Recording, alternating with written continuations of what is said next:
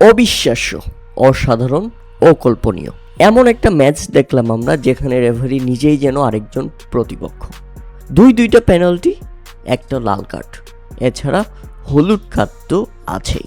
তবে স্বাগতিক মেক্সিকোকে জেতানোর জন্য রেফারির কিছুটা কারসাজি ছিল এবং স্রোতের বিপরীতে গিয়ে তিনি পেনাল্টিও দিয়েছেন। তাতে হ্যারি কেনের পেনাল্টির পরেই সেই জবাব পেনাল্টির মাধ্যমেই দিয়েছেন মেক্সিকো। যদিও হ্যারি কেনের ফাউল নিয়ে ব্যাপক সমালোচনা আছে। রেফারির বাজে সিদ্ধান্তের জন্য হ্যারি কেন রেফারির সঙ্গে তর্কেও জড়িয়েছিলেন, তবে শেষ পর্যন্ত সেটা কাজে আসেনি। পেনাল্টি পেয়েই গেছেন মেক্সিকো এবং সেখান থেকে তারা গোল ব্যবধান কমিয়েও ফেলেছেন। আপনি জানলে অবাক হবেন যে প্রথম 2 মিনিটের মধ্যে 2 গোল করে চমকে দিয়েছিলেন বেলিংহাম। হ্যাঁ দর্শক, ম্যাচের 36তম মিনিটে এবং ম্যাচের 38তম মিনিটে, মাঝখানে 1 মিনিট গ্যাপ দিয়ে তিনি দুইটা গোল করেছেন। চমকে দেওয়ার ব্যাপার হচ্ছে এর ঠিক 4 মিনিট পরেই, এর ঠিক 4 মিনিট পরে গোল ব্যবধান অর্থাৎ একটি পরিশোধ করে মেক্সিকো।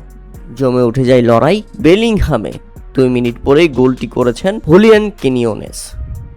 এরপর ম্যাচের দ্বিতীয় অর্ধে 60তম মিনিটে পেনাল্টি পায় ইংল্যান্ড।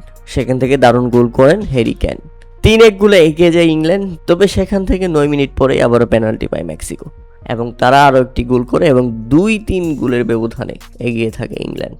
চলছে আক্রমণ প্রতি আক্রমণ, তবে শেষ পর্যন্ত কপাল পুড়েছে আসলে মেক্সিকোর। দারুণ লড়াই করেও ইংল্যান্ডের বিপক্ষে তারা গোল ব্যবধান সমান করতে পারেনি। 5 গোলের রুদ্ধশ্বাস লড়াই দেখলো পুরো ফুটবল বিশ্ব। এমন লড়াই, রেড কার্ড এবং দুইটা পেনাল্টি একই ম্যাচে, এত ঘটনা যা এই ম্যাচটাকে রীতিমতো অবিশ্বাস্য করে তুলেছে।